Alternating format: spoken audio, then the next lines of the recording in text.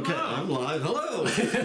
I'm Michael. I'm Jamie. And we're the Two of Wands. the Two of Wands show. Yeah, exactly. So, and this week we are looking at the Lover, or l'Amorex. There's no X. The X is silent, so it's L'amoureux. That's better. That's better. Yes. Yeah, I mean, Mina would... Gotta go French. Yeah, Mina would absolutely have my head over Gives that. us a peanut, too. Yes. So, Yes. I'm making sure I got the chat up here so that we can do that. Okay, we are good. Excellent. All right, so, how was your week? Good. I haven't even seen you all I know. It's good that we have these little Wednesday sessions. I know.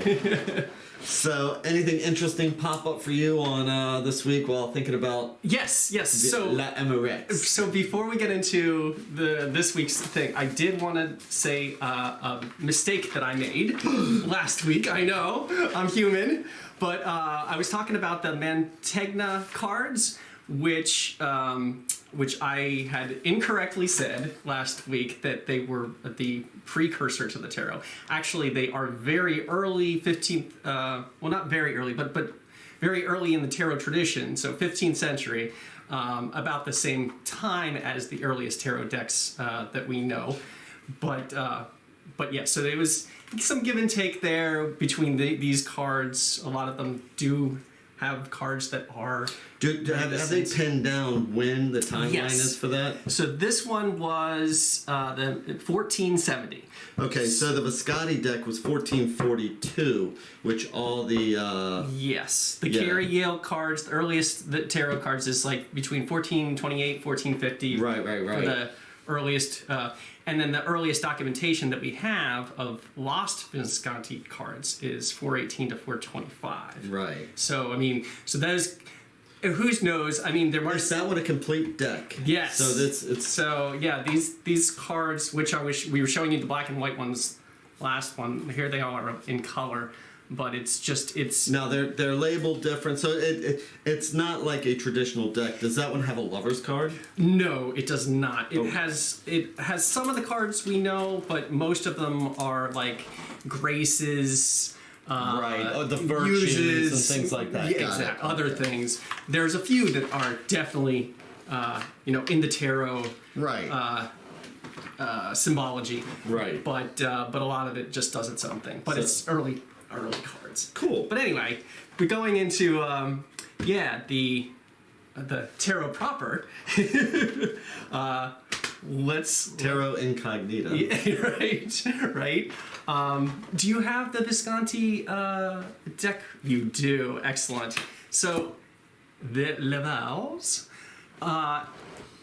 This is the earliest existing tarot card of the Lover, and you'll see the blind Cupid, and what looks to be a marriage ceremony. So a lot of the earlier decks were actually wedding presents. So that's why they kind of get this card, in my opinion, a little wrong.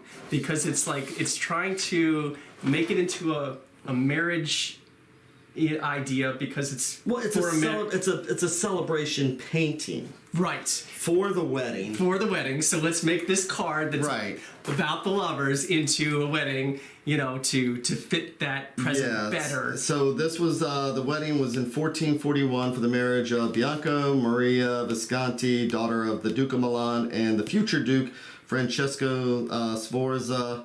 And I thought it was interesting the fact that she was 8 years old when they were first engaged. Wow.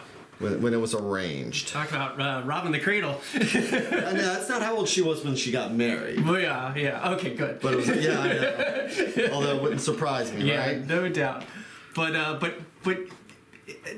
I much prefer the later incarnation. I mean, who knows if it's later? It's just we don't know, because the earliest Marseille example that we have is an uncut sheet dating back to the end of the 15th century. 1500 is the first example we have of the Marseille. That doesn't mean that it wasn't around. Right, and well, the game was, now you're going to make me try and remember how the game came to be. God, All right, I'm gonna have to.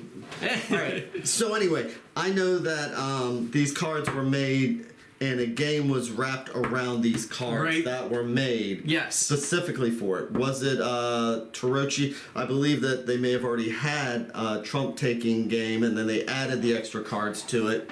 But now I'm going to have to look in some of my books to verify that. To verify, right. But my point being is that the Marseille deck, whether or not it came first or second, that card is all about a choice. It's not a wedding, it's a choice. Mm-hmm. And it could be about love, but it could be about so many different other things. So that's why... for my deck, I am renaming this card. It's not going to be the lovers or even the lover. It's going to be the choice, because that is the true, in my opinion, the true meaning of this card. And that's the original Marseille. So that's the Noble. This is the Noble. Let me show my feet here real quick. That. So yeah, it's the Noble. Tarot. It's tarot. Yeah, the Marseille. In the Marseille tradition, and it's got the guy, and he's making a choice between these two women, one with the laurel wreath and one with the flowers. And there's Cupid, blind Cupid, on top, shooting the arrow. So we've got this symbology that that's indicating that he's making a choice. Which is it? Is he going to go with the woman with the flowers, which represents pleasure and sensuality, and that's where Cupid wants him to go, because Cupid is blind and he shoots indiscriminately, and it's all about the passion and that kind of thing. But the right choice, if he wants to follow on his spiritual path, is the woman with the virtuous laurel leaves, and that is the choice that will get him further on his spiritual progression. So I love the Marseille earliest incarnation of that card. Now, well, I have some questions about. Okay. Yeah. So first off, so the choice, I understand that. So and here we have Cupid, and we have here we have the original, and then it goes into the Noble, and you go into to the Donald and the other ones. Yeah. So, okay. Now, one of the options is that, and people talk about that, is this a person trying to choose between an older woman who might be settled and everything else? Sure. Or, so some people look at it as lust and virtue. Right. Okay? So which path are you going to go down? Virtue, lust. Exactly. And, okay.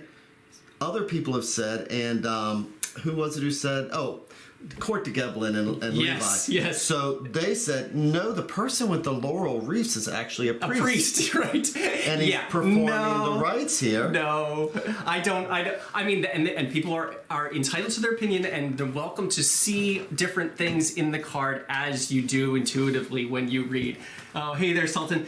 But I don't buy that. I see it as a choice between virtue and it's. I got you because of the other thing. Is that as we're going to, so looking at Untold Tarot, this is Caitlin Matthews is freaking amazing. Young man stands between an older woman and a younger one. What is the relationship between them? Is it really clear? But the man stands with one foot on either direction. Some choices involved. See? Right. The matron puts her left hand upon his shoulder, while the young woman lays her left hand upon his chest. Above all three, Eros, the Cupid, appearing ready with his arrow, blah, blah, blah. And wait till I get to Jodorowsky. But what's interesting about this card then, okay, so as he's going through, one of the reasons why lust, they say. Uh-huh. Where's her hand going? All right. Now, Jamie is referring to the Conver deck, which came later.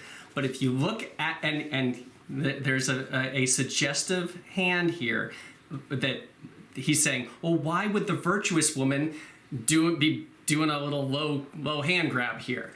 But that is a mistake. Mm-hmm. But that's a mistake. If you look at the earlier deck, the Noble, which came first, that hand is actually the guy's hand. So that got muddled in and became her hand later on because printers make mistakes and copiers make mistakes. But that's her hand. That's his hand. Her hand is on his shoulder because she's virtuous. Her hand is on his chest because she's reaching for his heart. But the noble got it right. And it gets corrupted over the years. Okay. So as much as I like the Conver deck, Noble gets it right. But still, it looks like love. Yes. I mean, it's still okay, especially if we go with the older Noble. It looks like a mother, a matron introducing that. If we're not dealing with lust, it is a matronly woman who may be blessing. Maybe. Okay. You could read it that way. Well, no, I mean, now, based on that, if we're going with the original, you have her looking at the matron, you have the matron looking at him, and he's looking at her. Right. So, he's looking towards the right choice. But when the correct choice, I should say. I see this deck, I see actually he has no choice. Do you know the whole point of the card is choice? Do you know the one god that scared Zeus? Yes. What is the one god that scared Zeus? It's Cupid, right? It's Eros. It's Eros. Eros, because Eros is with irrational and uncontrollable love. Uncontrollable. So no matter what, he's already going to be smitten here. But he has to rise above that. Well, okay. Remember how I always say when I first read, I want to understand how they did it in the 15th century before there were any books. So hold on. Nobody would have said anything about rising above. They would have seen this as a marriage, as reflected here. Go ahead. Contraire. So there were stories. Now they might not be reading these stories, but there is the story of Hercules and how he chose the older over the younger in order to make the path. There is the story of not only that, but if we go to another deck, which I really like, the Golden Dawn version, it is the story of Perseus saving Andromeda. Mm-hmm. And this one... But what has that got to do with the original? We're going to move forward. Oh, no. I'm connecting I know. Now you're going to the 20th century. That's a big leap. Well, the Golden Dawn, that's 19th century, but yes, it comes much later. But what connects it to the older is, and I'll tell you. So the story of Perseus saving Andromeda from the sea monster, he is only able to do this because he listens to the gods, specifically Athena and Hermes, who give him divine knowledge that he needs in order to save her. So it's, again, the whole idea of this card, the Noble connecting to this one, is that he's making the choice to follow the spiritual path to get that divine knowledge. He's choosing the virtuous woman. He's rejecting passion. He's rejecting the passions, and that's the whole idea. That's why the Golden Dawn brings it back in this very pagan way with this story. Then again, Rider Waite comes along and he switches it all back to the Christian Adam and Eve. It's the most Christian version out there. I know, and I'm not too fond of that one, or Crowley's for that matter, because it goes with this whole back to the marriage, back to the Adam and Eve thing. So personally, I think it's a stretch when they do this, because I know exactly. Here's the one he's talking about here with the Golden Dawn. Why do you think it's a stretch? Because it's the same meaning. It's not the same meaning if you look at these, because again, they're going to see this as love, right? This is a union between two people. But it's a choice. It's a union. No, it's a union, not a choice. But okay, so if you're going to go with the Golden Dawn, because we have other members of the Golden Dawn too. Sure. And Gil Gamesh has a question about where'd you go to? Has a question about the blindfold, and we're definitely going to get to that. So the whole... I don't think we can avoid that one. Right. The whole idea of Cupid being blind is because... Well, no. Let's stick with this. Okay. Okay, let's stick with this for a second, because I'm going to ask you about the Worth card then. So the Worth card is Marseille tradition, Uh-huh. but it's closer to the Conver deck. Yeah. So this is things get corrupted a little bit, and Cupid is no longer blindfolded.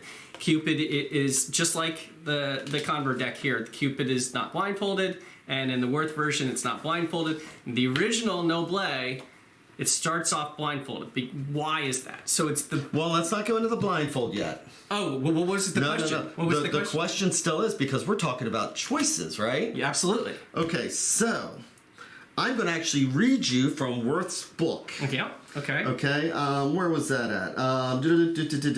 Golden Dawn, it's like... because Worth's book says, as soon as one reaches...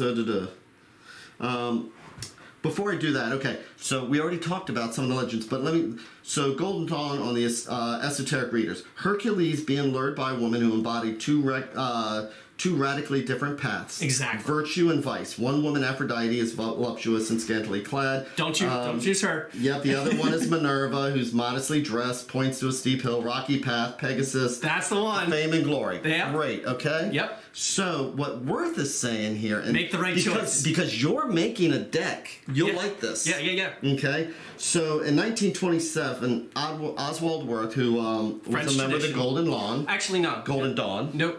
I needed to correct you on that one too. That's a mistake you made last week. Is he not? Was he not a member? He was not a member of the Golden Dawn. Oh, he was a you're contemporary. Right. He is a contemporary, but he was part of a French Rosicrucians. Oh, that's right. He's a co-founder of the Rosicrucians. Oh, or a offshoot of them, the Rosicrucians. No. The 14th century, and then they took the name.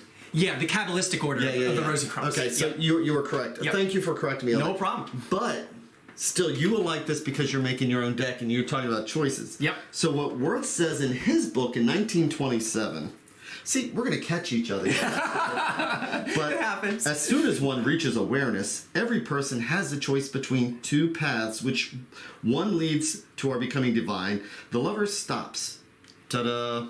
Hesitant at the fatal crossroads. Exactly. He's at a crossroads. See that? He's absolutely. So on the Worth, he even put a path there. Yep. And I'm doing that too in my... He feels to make up his mind. He can either go left or right. Correct. Do you wish to live truly, or enough for him to vegetate and just sit there? It's for him to rely on. So yes, so he's going, I believe, more along the lines of that choice. The choice in the Hercules story. Yes. And it's just one of these... So I thought that was cool because what you're doing... Yeah. And I thought I remembered seeing your path. I have the split path. And it's that why that dates back to, like, one of the... I forget what it was. It was in Robert Place's book. But it dates back to one of the letters is shaped like a Y, and it means choice. And it's because it's that split fork in the road. You have a choice to make. What are you gonna do? And and love is a choice. Not according to this. Well, once you get and actually, okay, think about what you just said there, my friend. I will. Have you ever seen the movie Shallow Hal? No. Love is not a choice. Well, but true love is. When you get struck. Yes, that's lust.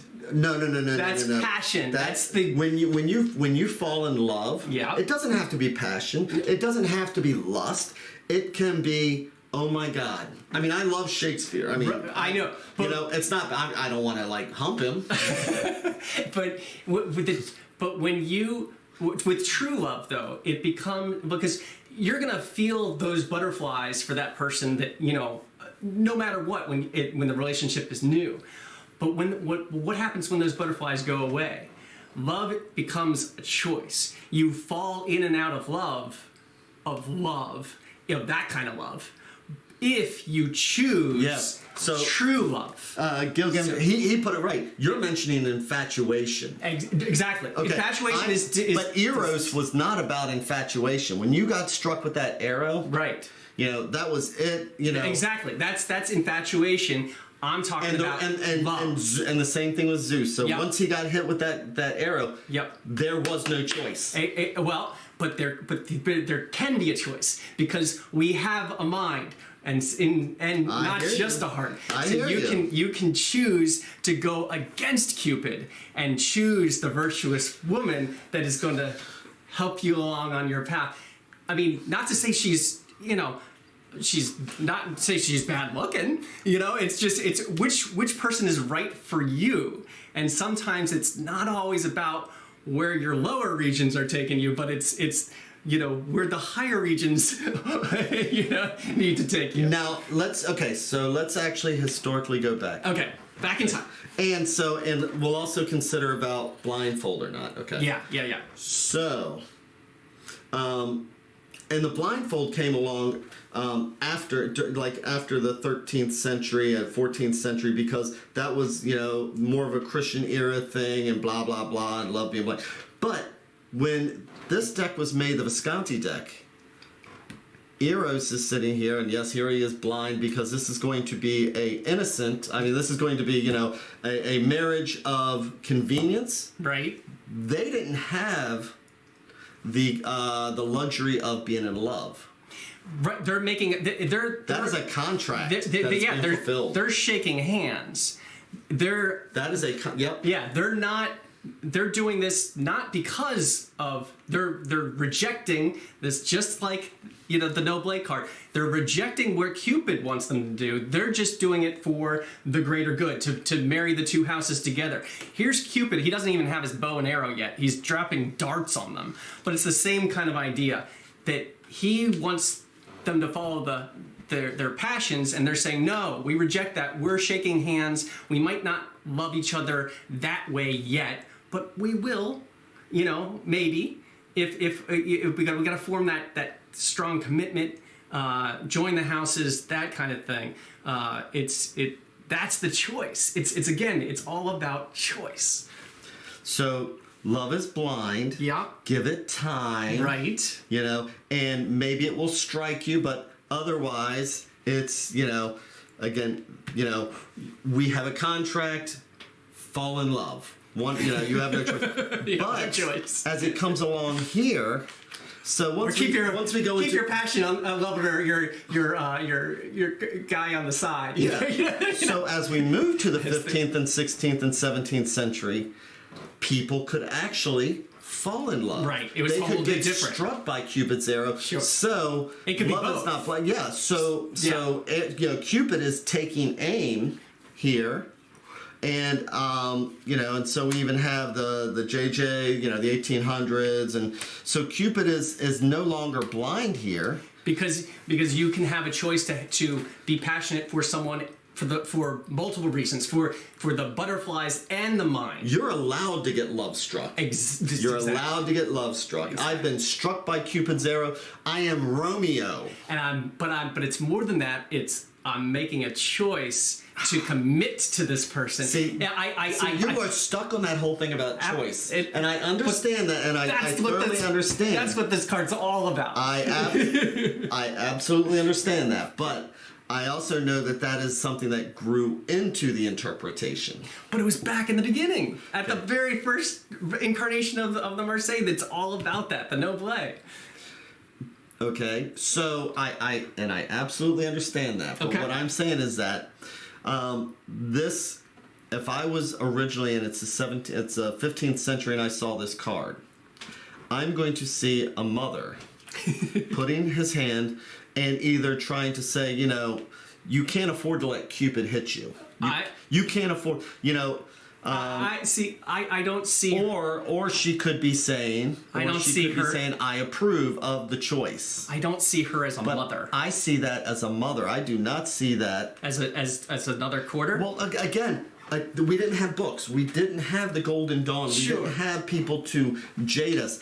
I am a card player, I am somebody who rolls dice, or I read Cracked Bones, and I have this brand new deck. I mean, they started making these paper in the 14th century, and I look at this. Yeah, and I don't want to take away from what you see, because if you see a mother here, then that might be particularly right for your reading.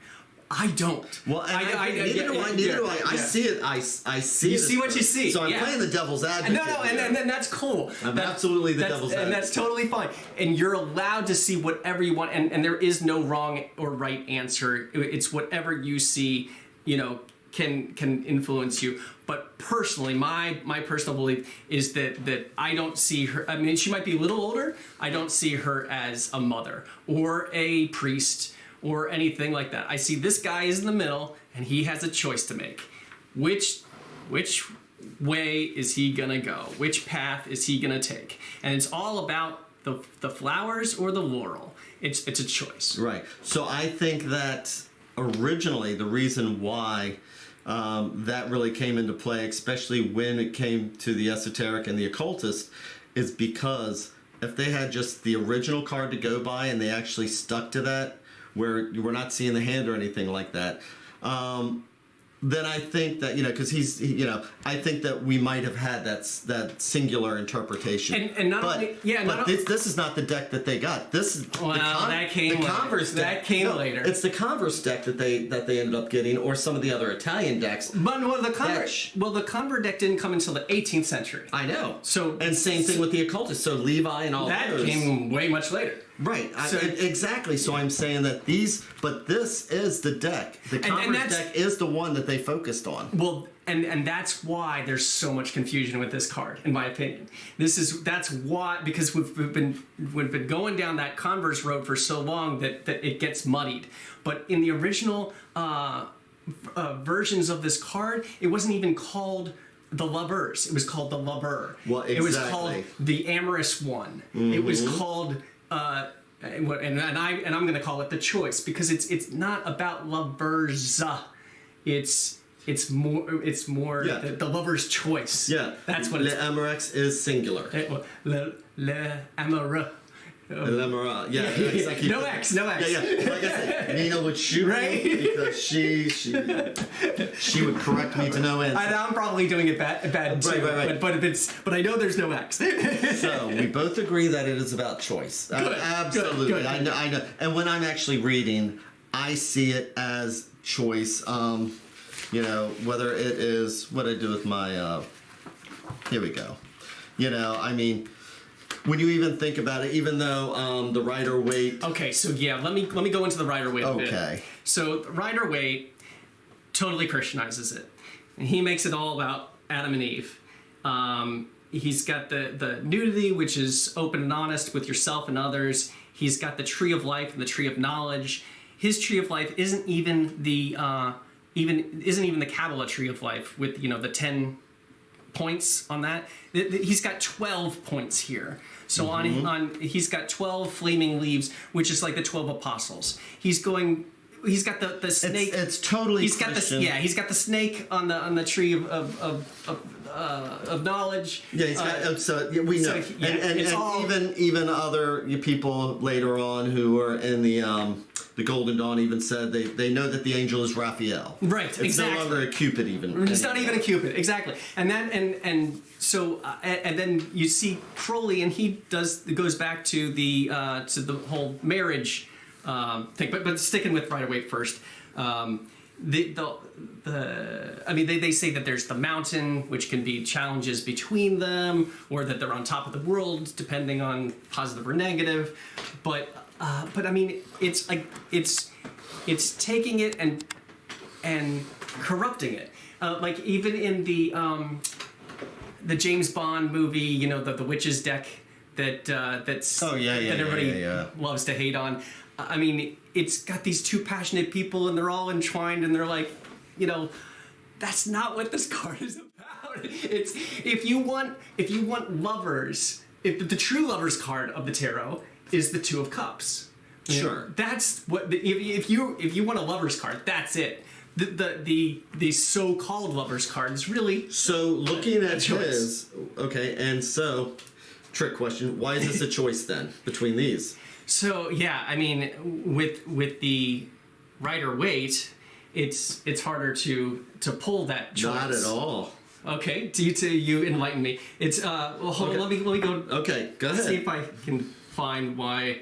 And I'll mention also As Gil says, I'm more psychoanalytically minded, so I don't believe we're transparent to ourselves, which I agree. I absolutely agree. And the notion of the choice is still under compulsions we can't see, which is a good way to explain the blind Cupid. Yeah, that's a spot on. Yeah, Yes. I agree. Yeah, totally agree to that too. So anyway, yeah, I mean, this card. So think of it like this. yeah. Eve. She has a choice. There you go. Between the truth, the apple. the apple and the tree of knowledge. Right. She is compelled, as if like Cupid. Right. You have that compelled. Yeah. The power of whatever compels you. And you just looking at the way that they're looking. I mean, the man, which is like the conscious mind, the primal instincts. He's looking at the woman, and she's the subconscious, the intuition, and she's looking at the superconscious, the Raphael here, the spirit, so it's there's the choice whether to do, to bite the apple, to eat the tree of knowledge. There's those kind of choices, but it's a little bit far removed. I don't quite connect with it like I do with the Marseille and Crowley, who I usually connect with on his deck. I don't even connect with his. You've got you've got Eve and you've got Lilith here in the corners. Yes. And with his card, his Emperor and Empress are being married by the Hermit, and he's got his symbolism in there with the woman having snakes on her clothes, then bees on her clothes. The snake is on the man's. Sorry about that. But yeah, and his Orphic egg with wings being the essence of all life, and he throws in all sorts of things. But it's that marriage ceremony again is the main message and symbolism for the card, and I just it's not as pure to me as the Noble. The Noble does it best. Right. Yeah. And so he also asked, do I have the Dunno? And I don't. The which one? The one that is a contemporary, Dodel, D-O-D-E-L or something like that. Somebody asked that. Oh, gotcha. Another version of the Marseille. Yeah. I still need to get that. I need to get all my old... all the Marseilles. I know. So no, I don't have that one. But I know exactly... And yes, it's on my list. Yeah. But I do have an old one. I've got this old one. So this is the Minchiati, which dates back to, let's see here, the earliest documentation of the Lost Minchiati cards are 1466. But they were very popular about the 16th century. They were like neck and neck with the Marseille, and they were. It was like, Coke and Pepsi. Which did you like better? And eventually the Marseille won out. But back in that time, the Minchiati was very popular. And look at this. There's not even a second woman. It's it's this crown, which is representing the higher spiritual choice. With Cupid, being with Cupid being in the being the other side. Which are you going to choose? He's down on his knees. He's trying to figure out, which way is he going to go. But yeah, the main message, it's always, overcoming temptation, that inner conflict that can cause obstruction, and following the true will, the choice that you need, but not your desire, but the higher will, right? But trying to be, because it's funny, because in the big bold letters that I have, so I have your early notes, I have a tarot journal, yeah, and so the big thing that I have over on the left is love is above all reason. Love is above all. So- and so I think that maybe that's even earlier. But I mean, if I look here, I mean, I have on here harmony, growth, establishing bonds. Do you have choice in there? Absolutely. Okay, good. Struggle, temptation, See, but Adam and Eve, but moral choices, following beliefs when others, yeah. So yeah, I mean, I have all that, and this is old. Yeah, but I object to that love is above all reason, because it depends. There's so many different types of love, and when you're talking, some types of love, like the more infatuous, lusty kind of love, yes, then reason goes out the window because you're drawn and you're not thinking with your mind. But the higher aspects of love, like agape love, Right. where you're laying down your life for someone else. Yeah. That's that they say the highest form of love. I mean, that is awesomely a choice. That is, you're making the ultimate sacrifice, the ultimate choice. So to say that all love is without reason, I can't agree with that. I think that the higher forms of love is all about making a choice. So here's something that nobody ever points out, and I came up with this because I was wondering why. Because again, my method of reading is what would the fool see? Sure. So the fool would sit here and see, the couple and the guy and Stuck in the middle, being pulled one way or the other. with your card. Yeah. One of the biggest, boldest things that's the most obvious thing that nobody talks about is the sun. Well, is it a sun or is it a halo? That is a sun. Okay. That is a sun. So I've seen. I mean, the sun here, the sun here. I know what you're saying about, is it a halo or Right, is it a sun? So that's why I'm bringing it up. It's like, what is... Well, actually, I've seen, now, in this version of the Noble, it's a zigzag line that is kind of haloing around the Cupid, but the... And same thing with this. Is this a sun or is this a rays of light? And I've actually seen some of these earlier decks that have clouds. Well, here and here the JJ. Right, that one has the clouds. But JJ, I mean. That goes back to but So this is 1800s. Right. But this is being inspired by some of those earlier decks, Yeah, which we don't have. Well, it's also being inspired by a lot of Renaissance paintings. That too. So these arrows going around, is this a sun or is this, like, on either side here are these clouds? So did you interpret this in some way on your deck? Yeah. So I've got on my deck I have I've got a Cupid, but I also have a dove. So I've got two choices. I've got the Cupid making them choose the wrong way to go progressing on your spiritual path, and I've got the dove, which is with a rainbow symbolizing the better choice. Okay. So I've got that, and I've got the split road, and I've got the guy in the middle being torn between the two women, one with laurel and one with the flower. And one of the things that I hid in my extra symbol is I've got the hair of the man with one of his curls in a 6, and the correct choice, the woman with the laurel leaf, I've got a 9 in her curl. Oh my god! To make the yin yang. Oh, is that what it is? Yeah, well, a 6 and a 9. To make the yin yang. Okay. Of the complete the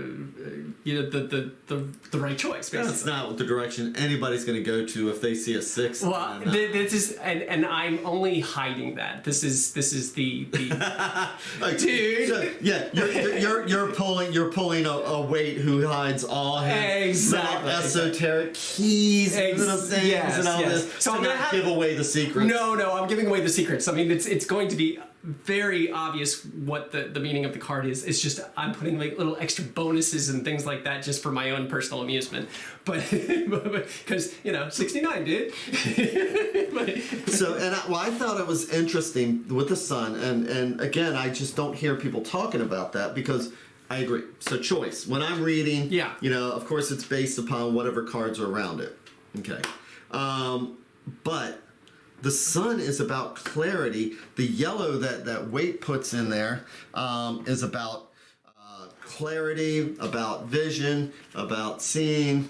So, and when you have a Cupid who's trying to take away your choice. If you think about it, Cupid is the job of a Cupid is to take away your choice. Take away the choice, exactly. So there is a dichotomy there. There's this pull where the sun is all about shining the truth. Right. It's about seeing the truth, and yet here's the Cupid trying to take that away. With the clouds creeping in. Yeah, exactly. So in all reality, as you're reading the card, which way are you pulling? Just like life. Exactly. It's pulling you in two different ways. It's like there's the cloud and the sun. It's like, and here's the deal: is that the sun? I mean, in all reality, the stupidest choices we make, we know we're stupid. Right. We know we're making. The sun is shining right on the obvious choice, and yet we take the other one. Yeah, and we know we're doing it. We know we're doing it. Yep. We're going for that train wreck. But man, she's hot. Right, we can't help ourselves. And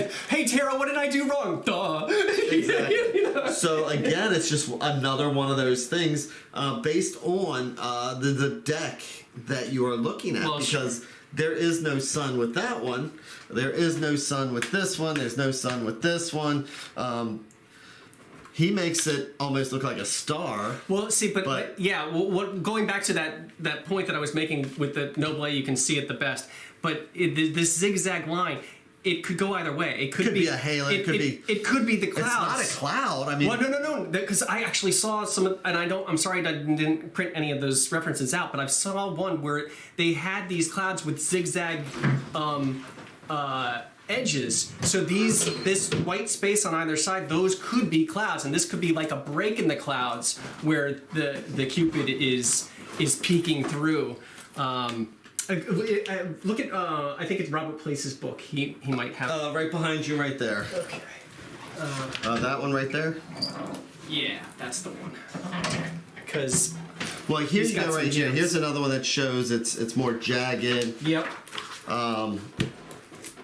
And that's a Charles VI. Here we have another one where they're riding on, and this is just a picture. It's not even a card, I don't think. And this is one of the best books you could ever get by J.M. David. It's Reading the Marseille Tarot. I'm not strictly Marseille. I'm learning the Marseille so that I can build the foundation up from there, instead of taking what the game of telephone. This means this. Oh, and this and this. By the time you get to the last person talking, it's like it has nothing to do with the original card. Right. And I do. And that's why I'm researching so heavily, is because I do want to know what was the first incarnation, see where it went, and whether I want to go that way or whether I want to keep it the way it was. And most of the time I like to keep the way it was, because there's some of these, the strongest truths are in that first incarnation. But even if it wasn't technically being used for divination until much later, it's still that the first is usually the best. I know, there's a specific image now that I'm trying to get to find it, because I know exactly what you're talking about. It wasn't in the Robert. This is a great book too, by the way, Robert Place. We've got so much stuff going on. Another great book. Yeah, that's That's volume 2. Good luck finding that. For cheap. Yeah, but there's. So anyway, we don't know what it is, and so based upon the card that you are actually the cards, you interpret the cards around it. Exactly. Yep. You always want to go with what you see, and what moves you in this in that particular spread that you're doing. I mean, there's subtle clues that the reader will project to you, and you're just trying to help them unravel their subconscious Right. through the images and stuff of the cards. So, this could very well be a mother at some times, but personally, it's hard for me to see her that way. Right. So what else you got? Because I have one more thing. Okay. You have something? Yeah. So let's see if I got all the points that I wanted to make, because this was a powerful one. Let's see. Oh yeah. Oh, yeah. Was it? No, I already did that. Did that. Did that. Check. Been there, done that, got the shirt. Yeah. Because, so something now that we can focus on then. Okay. Numerology. Absolutely. The number 6. What does that mean? Right. So, coming together of balancing of the 3 and the 3, and telling me, again, there's a choice there. There's the push and pull.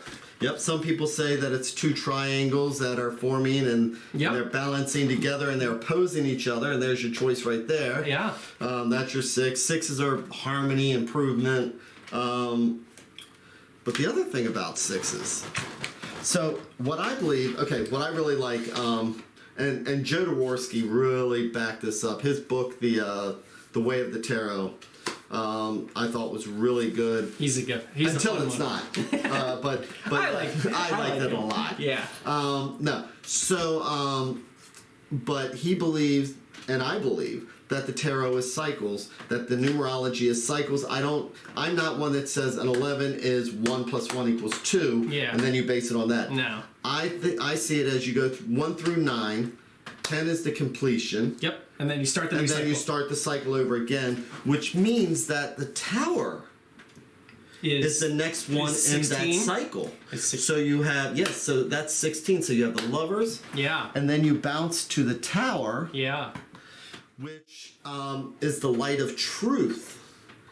So. Yeah, coming down. Just like that break in the clouds. Yeah. The midnight sun is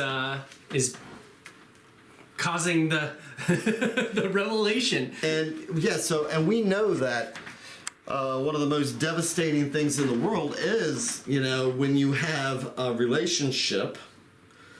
And again, I see the tower is, as I always say, the one thing that hurts worse than a lie. One thing that hurts worse than a lie is the truth.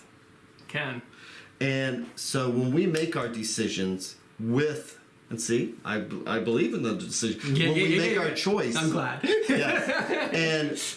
Or we get struck by Eros and we're just blindly in love or blindly following a path. It happens. Which happens. Yeah. Then the next part of the cycle, if the next 6 could be the truth. Right. It's like, you may not follow the truth here. You may not be saying, here's the sun here. Yep. And I it's illuminated everything, but I'm going to do what I want anyway. Yeah. Because actually, based on the cards around it, this could be a matron trying to tell him this is not a good thing. Right. But Eros is saying, you know what? He has no choice. And then the next in the cycle. Exactly. It's like, here's the man and woman, here's the 2 kids. Yeah. Falling out, and here's mom over here saying, "Told ya." Right. That's one way to see it. Absolutely. Yeah. The message is there. Right. So with the Rider-Waite, and he's got his 6s. So he's got the 6 of Cups, which is the one with the kids, and it's like memories and past, or the 6 of Wands, which are victory, all that other stuff like that. But I do lean heavily, and I like the way that the Oswald Wirth does it, is that each one of his pips reflects the major card. It does, yeah. It reflects which major, and so there's like a little symbol. It might be, I think it's for this one, it's the shoes. I think it's got the arrow. It's got the arrow and the shoes. Yeah. And the shoes, because you've one shoe going red and one shoe going blue, depending on which woman you're choosing. So on for his pips, like the 2 of coins or the 2 of wands, that kind of thing, you're gonna have these 2 shoes plus the arrow there as like a key to say, hey, this is a 6. So even he said, even his thoughts are that, the numbers are all tied together. Absolutely. Yeah. And he ties them together with the major. And I do that generally when I'm reading anyway, is that if I'm looking at a minor, I will also think, okay, so I'm looking at the 6 of swords. And I see the woman going, da, da, da, da, da, and you have one side that's smooth, one side that's rough. And that's 2 sides, that's 2 choices. Anyway, I always come back to also think, if I get stuck, it's a great way if you get stuck. What's the majors do? What's the majors say then? Yep. So you can lean on that. If you're just blanking out, you jump to the major and say, well, what is the major? And the because it's all the cycles. And the majors are like that highest form of it. And you get the double major, once you're in the double digits, it's like times 2. It's they're like the tower versus the this is the human, this is the earthly level, right? And when you get into the upper tens, then you're going into the spiritual level. Exactly. And with the minors, with the pips, it's things that you can control. And the pips are the day-to-day cards. The day-to-day that you can actually have power over by controlling the elements, as opposed to destiny. These are destiny the major cards. is supposed to be the destiny cards. Exactly. Yeah. So and that's why the pips were considered also used for fortune telling. Well, the pips were considered for fortune telling. I mean, they're all for fortune telling. Yeah, I know, but when you I think it's Waite that says that that he differentiates. Some people only read the majors. Mm. The pips were just for playing cards. But it's actually the reverse. And the lower class. But you're saying it's actually it doesn't matter. Yeah, it's the whole thing. It's the whole thing, exactly. I use the whole thing. Yeah. So we're almost out of time. Let's do our thing. Yeah, let's.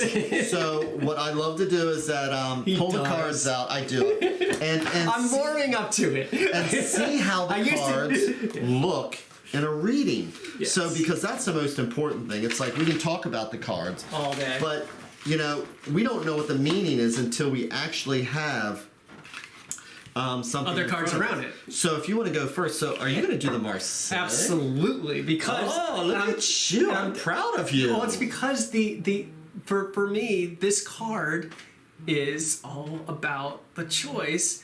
And the Marseille does it the best. So I know, but I used to have to pull teeth to get you to do that. Oh, come on. That's not true. I love the occult. Okay. I love the esoteric. Don't get me wrong. Yes. But for certain cards, the older decks do it better, and I love the older decks. So if you're going to do the Marseille, then I will do some. Normally I would do the Marseille. Oh, you're going to go? No. I'm going to do something else. You're going to do something. You go to town. Oh, no. I am here with you. I'm going to sit with you. I'm going to do this. So I'm going to put the choice card, as I call it, right here in the middle. I'm going to shuffle these up. Yes. And find 2 cards to put on either side. Okay. You find the most esoteric deck you have. Oh my god. If you want me to go that route. Yes. Oh jeez. I'm going to do old school and you're going to go into the new. Where are you at? I will go with I will mess you up, man.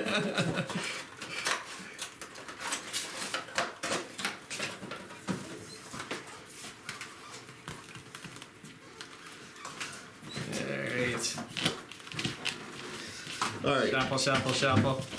New energy. Sloppy shuffle. This deck might actually be a PG-13. Uh-oh. I know, so you might want to... parental warnings. Yeah, so... Look away, youth. This is one of the darkest decks I have, but... I've been challenged. Yes. This is a really, really dark deck. You wanted to go dark? We can go dark. Oh. Here we go. So if you want to... you can let's put them right here so that people can see that. Okay. And Tiffany says, "Hey guys, my tarot camera isn't working properly. Just so you know." My camera. Your camera isn't working well. Oh man, what's it doing? Is it doing something funky? Thanks for letting us know. It's looking okay Yeah, it's looking. Maybe she just was wondering why we're. Oh well, who knows? Anyway, I'll hold them up to my feed just in case. Yeah. So, can you give me a clue as to how it? You know what? I can just bounce. It's coming up black. She says. Oh, you know what? It's probably on Twitch. Yeah. You're on Twitch. Yeah. Okay. She is. Yeah. That's why I'm leaving Twitch. Aww. I want to be able to do the 2 camera stuff and things like that. Yeah. But Twitch just seems to have a problem with Technical difficulties. Yeah. I like the Twitch. I get more people on Facebook. Yeah. And I like having conversations. Well, you can do that on Twitch too. I know. I like them. I like them. You're so right. I like Twitch better, but Facebook is okay too. All right. Anyway, let me find out what cards I've got on either side of this one. So I've got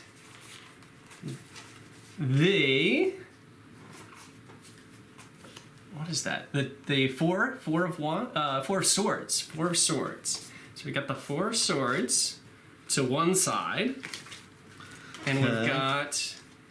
Ooh. And then we've got the Chevalier of Swords on the other side. Ooh. So interesting. Okay, so on the side with the laurel leaves, she's got the 4 of Swords, saying, you need some stability. You need to be rational about this, man. And then you've got this knight, which is fiery, but with the mind, because it's sword sweet. Pulling him that way. He's like, I'm gonna fight you. I want the hot chick. Because I'm being driven by my fiery passion. But the 4 of swords on the left is the grounding, the grounding reality that he needs to choose. So what you want to add some things? Well, I see the mental struggle because the knight is the knight doesn't always think. It's like he actually, if he gets an idea in his head, right? It's like the knight is the one that gets struck by the arrow because he will act. He's fiery. He's like, I know. He's like, he's got his idea in his hand and he's going to run with it and he's not going to listen to anybody else. Exactly right. But on the left, when you have the 4s, you're right. It's about mental stability. Right. It's about taking that pause before the action. But the problem here is, are you reading reversals? Not with the Marseille. Okay, because that 4 is reversed. Oh, is it? I didn't even know. So the 4 is reversed. So I can't even tell with the Marseille. So an accidental. Well, you've got the flower then. So an accidental reversal is the universe saying this person is not taking a pause before the action. Okay. This person is just they're making a choice, but they're not being rational. They're making it too soon. Sure. Slow the hell down. Yep. Turn this 4 of swords upside down, or right side up. Yeah. Take that mental pause. Find the clarity. So that's what I'm seeing with this. Yeah. That fits with what I was saying. Yeah. Absolutely. Yeah, that's good. So let me see here. Where I just had the. What did I just do with the 6? Okay, so I've got my. Just so you guys saw those cards, and they're very shiny. So but that was what was going on. Yeah, and the Marseille I generally do not read as reversals. Neither do I. But if I put one into the deck, if you saw it, pops up. Yeah, but you saw it and you worked it in. So that's Anybody on Twitter? If you're on Twitter, Twitter. Not Twitter. What is that called? Twitch. Twitch. Yeah, I'm doing the full thing on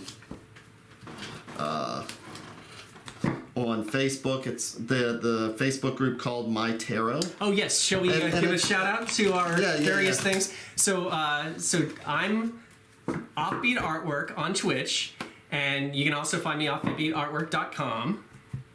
Jamie is MyTarot.org is my website. Yep. And MyTarot is the group that we both are on. That we're both on and streaming right now.